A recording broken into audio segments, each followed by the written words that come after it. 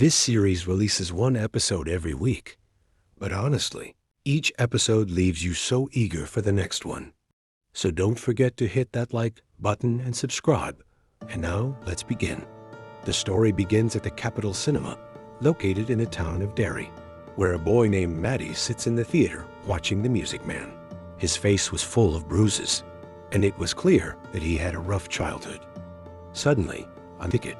As soon as Matty saw him, he ran away quickly and hid in the restaurant near the cinema. Outside, Caleb was talking to his colleague Hank about Matty's behavior, explaining that this was the third time he had done it. But Hank said to him, "You know his family and what they're going through, so be a little merciful." However, Caleb wasn't forgiving and insisted on catching Matty no matter what.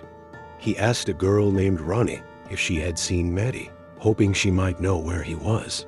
But she lied and told Caleb that Matty had left through the back door of the cinema. After that, she went with her father to prepare for the next movie, while Matty came out of his hiding place trying to go home. But when he saw Caleb chasing him again, he ran out of the cinema quickly onto the road, hoping any car would stop and take him with them. He didn't want to stay in the town because nobody liked him, not even his family. And indeed, a car stopped for him, and one of the passengers gave him a jacket to keep warm. They told him they were going to a town far away from Derry, which made Matty happy because he wanted to leave it behind.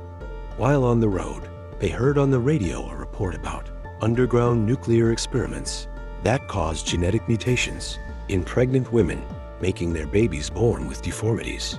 The daughter, Arlene, felt a chill when she heard the news and asked her father to change the station. Meanwhile, their young son started repeating the letters he heard from the broadcast, while Arlene pulled out a piece of raw liver and began smelling the blood.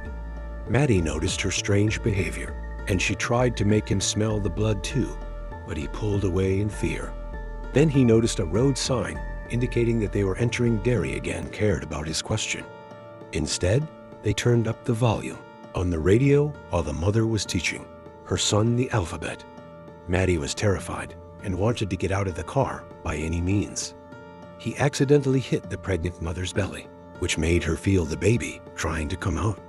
The whole family began cheering her on to give birth.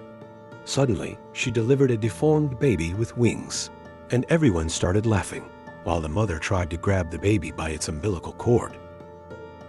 Matty was horrified by what he saw. He pulled out his pacifier, which always made him feel safe, but everyone stopped laughing and started staring at him. When the car reached a bridge, the deformed baby attacked Matty and killed him. His pacifier fell into the sewers, and there, the clown appeared.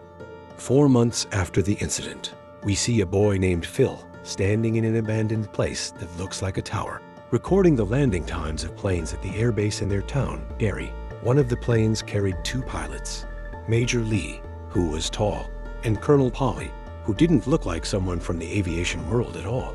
They meet Executive Officer Fuller, who works under General Shaw, and he takes them to the hangar where the planes they're supposed to test are kept. On the way, Polly noticed an area surrounded by water arrived. Fuller then said, "I'm sure they'll love Derry. It's a strange town. Things appear and disappear here." Next, we move to Derry High School, where we see a girl named Lilly, whom everyone is afraid of. When she arrives at her locker, a jar of pickles from the Seagulls company falls in front of her, the same company where her father died. The students start bullying her, blaming her for his death. But her friend Margie defends her and encourages her, taking her to the next class. On the way, they meet Phil and his friend Hetty. Phil tells his friend that this morning he recorded the 7th plane that landed at the base and that he believes something strange happening there. But meanwhile, Lee and Polly arrive at the aircraft hangar, where they meet the assistants, including a man named Masters, who didn't salute them. Lee got angry and scolded him since he outranked him. Then General Shaw entered and said to Masters, "You violated Article 89, and you'll be referred." Shaw then told Lee that he wanted to see him in his office tomorrow at 3 o'clock to discuss something important. In the evening, Lee was in his quarters, thinking about his family, when he heard a strange noise from the window. He went to close it without noticing the masked men standing outside. Suddenly, they broke in and started beating him, demanding information about the B-52 aircraft he had come to test, but he refused because the information was classified. Then one of them pulled out an iron rod and began hitting him brutally to make him talk, but Lee stayed silent. They were about to kill him when Polly burst into the room and attacked them. The two managed to drive the masked men away, who fled quickly. At the same time, Ronnie had taken Lilly and the others, along with Susie, Phil's younger sister, to the cinema. She opened it with her father's keys and played the movie The Music Man, the same song Matty used to sing in the sewers. Suddenly, they saw Matty in the movie, standing among the crowd holding a baby in his hands, and behind him was the crazy family that caused his death. They all started calling out to him, begging him to come back, while Ronnie watched from the projection room, shocked. But Matty shocked them by saying, "You're all liars. None of you ever stood by me." Then he laughed maniacally and threw the baby he was holding at them, the same deformed baby that killed him in the beginning of the episode. The baby started attacking them violently. The four ran away quickly, while Lilly hid under the seats and saw the baby grab Teddy and tear him in half, then throw half of his body at Ronnie in the projection room. Ronnie tried to escape, but the door locked on her. She broke the glass with a hammer and ran to the theater hall to save the others. Lilly was still hiding under the seats, trying to help Susie, who was closest to her, but the baby attacked her and ate her right in front of Lily's eyes.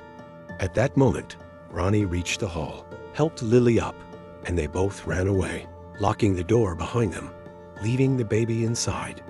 Ronnie asked Lilly, trembling, "Where are the others? Are they still alive?" Lilly replied in a shaking voice, "No, they're all dead," and showed her the only hand left of Susie. And that's how the first episode ends. Share your opinion. My friend, was what happened just a delusion or reality? And don't forget to subscribe to follow the upcoming episodes.